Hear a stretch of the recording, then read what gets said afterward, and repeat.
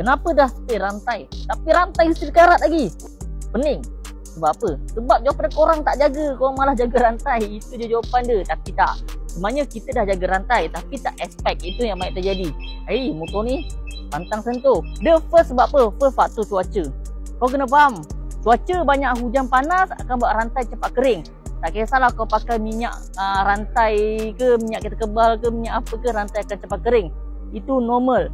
Yang kedua, faktor perjalanan terlampau jauh. Kalau untuk korang yang long distance, jalan tu jauh, memang jangka hayat chain loop korang tu akan jadi pendek sikit.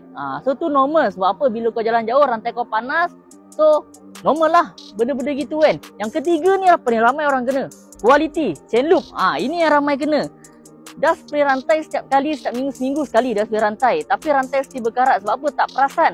Rantai tu dah tak ada minyak, kering. Sebab apa? Chain loop yang kau spray tu jenis cepat kering. Tak tahan lama.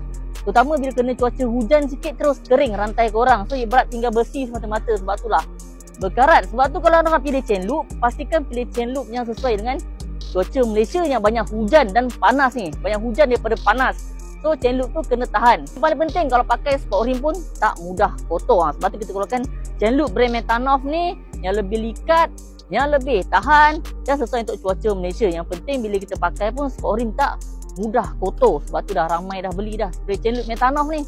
Sebab tu korang boleh try pakai. Tak percaya? Try je pakai.